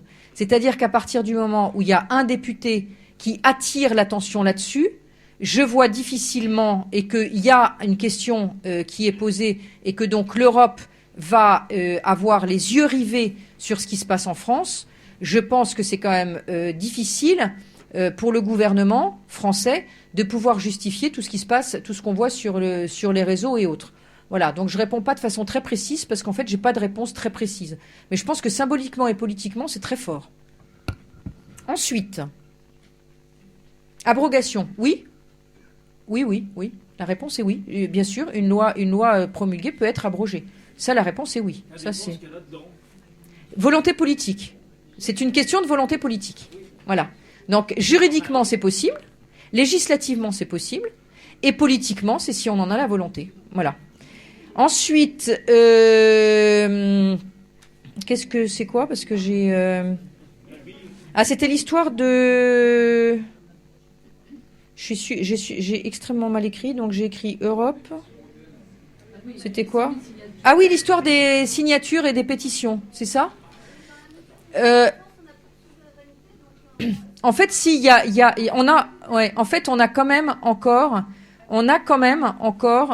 sur ce type de questions en principe, on a encore la souveraineté nationale. Je dis oui, en principe, parce que actuellement, la Cour européenne des droits de l'homme déroge de façon totalement illégitime à ce principe. Je vais vous donner un exemple. Donc là, je vous parle pas de la pétition, hein, j'y viendrai après. Mais je vais vous donner un exemple, c'est toujours plus facile quand c'est concret. En 2008, la France est condamnée à 10 000 euros de dommages et intérêts à verser à une personne homosexuelle, une lesbienne, qui est célibataire, mais qui a fait une demande d'adoption en vertu de la loi de 1966 française qui autorise l'adoption pour les célibataires. Elle explique, donc en 1999, elle fait une demande d'adoption et elle explique qu'elle est célibataire et qu'elle est homosexuelle. Vous savez que ça se passe au niveau du Conseil général, donc le Conseil général ne délivre pas d'agrément en expliquant qu'il n'y a pas assez il y aura pas assez de masculins autour de l'enfant, etc. Et je vous passe tous les détails. Tribunal administratif, Conseil d'État, Cour européenne des droits de l'homme, et la Cour européenne des droits de l'homme dit, et donc là il y a un revirement de jurisprudence, dit, puisque donc on condamne la France à verser 10 000 euros de dommages et intérêts à cette personne, parce que, compte tenu des études, vous savez ces fameuses études qui disent qu'il n'y a pas de différence entre les hommes et entre les enfants qui sont élevés par des couples de même sexe ou des couples de sexe différents, compte tenu que ces études disent qu'il n'y a pas de différence, alors il y a discrimination en vertu de l'article 14 de la Convention européenne des droits de l'homme. Mais c'est un revirement de jurisprudence par rapport à une jurisprudence précédente qui datait de 2002. Et c'est donc pas la législation européenne qui est changée, c'est la jurisprudence. Et la Cour européenne des droits de l'homme, donc, en fait, fait une ingérence à ce moment-là en disant la France aurait dû autoriser parce que la loi française autorise les célibataires à adopter. Donc, vous voyez bien qu'en fait, la Cour européenne des droits de l'homme se fonde sur une loi française et ne dit pas, parce que sinon, d'ailleurs, compte tenu du fait qu'il y a quelques pays beaucoup moins que ce qu'on veut bien vous dire, hein, cette grande vague de fonds, etc. C'est complètement faux. Mais sinon, tous les pays, en fait, auraient le mariage, l'adoption, etc. Le droit enfin, toutes ces lois qui seraient toutes mises à niveau. Ce qui n'est pas le cas, en fait. Parce qu'il y a quand même, dans ces domaines-là, en principe, une souveraineté nationale. En ce qui concerne les pétitions, je ne sais pas, pour qu'un sujet soit discuté ou qu'une loi soit adoptée, je ne sais pas combien il en faut. Je me souviens que pour l'Europe, pour le traité, je sais plus, c'était pas pour Maastricht, c'était pour après, c'était pour quoi ? Le Lisbonne, je crois. Il y avait eu un certain nombre de signatures. Maintenant, moi, j'y crois pas. Parce que en fait, il faut beaucoup trop de signatures, parce que il faut des signatures, mais voilà, de partout, pas seulement d'un pays, mais de tous les pays. Enfin voilà. Donc en fait, je pense que honnêtement, ce genre de référendum, comment on peut dire, d'initiative partagée, voilà. Bon, je pense pas qu'il puisse y avoir. Non, voilà, partagée. Je pense pas qu'il puisse y avoir. Voilà, oui, je pense. Et puis, après, on est dans la non-violence et la brutalité. Non-violence et brutalité, je sais pas. Non, mais voilà, ça c'est mon joker, d'accord ? J'ai le droit à un joker. Enfin, je m'octroie un joker. Donc, voilà. En fait, c'est assez pratique de parler de transgression, parce que comme ça, là, je m'accorde une transgression. Et ensuite, sur les amendes et les PV, je dis pas de joker, mais là, en fait, je dis non, faut quand même payer ses amendes et ses PV. En fait, il faut éviter d'en avoir, c'est surtout ça. Après, on peut envisager des actions qui soient des vraies actions transgressives sur les impôts, sur sortir son argent du livret A, parce qu'on sait que le livret A, c'est important pour l'État. Voilà, mais ça s'organise. Voilà, mais donc en fait, je réponds quand même à cette question en disant, je pense qu'il peut y avoir des conséquences financières et qu'il va falloir en faire des conséquences financières. Et il va falloir pourrir la vie du gouvernement. Moi, je le dis comme ça, hein, voilà, parce qu'on est en fin de réunion, donc je le dis cash. Il va falloir les pourrir, d'accord, mais pas avec les amendes et les PV. En parlant de conséquences financières, juste j'ai vu sur le salon belge que des gens sur leur billet de banque marquaient non au mariage homo et ensuite. Oui, mais c'est interdit. La loi interdit le billet de banque Bon. des appartements. Non, c'est absolument interdit par la loi. Bon, oui, mais ça alors, c'est interdit. Mais comme on est dans la transgression, pourquoi pas? Alors, ah bah voilà. Merci beaucoup merci de votre, merci de la passion de vos interventions. Merci beaucoup.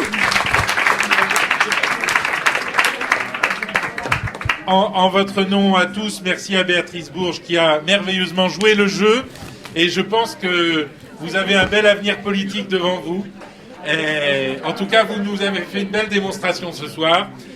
Pour continuer avec Béatrice Bourges, je vous signale donc, s'il vous plaît, encore une minute. Je vous signale qu'elle a apporté son dernier livre aux éditions Peuple Libre, tout un programme.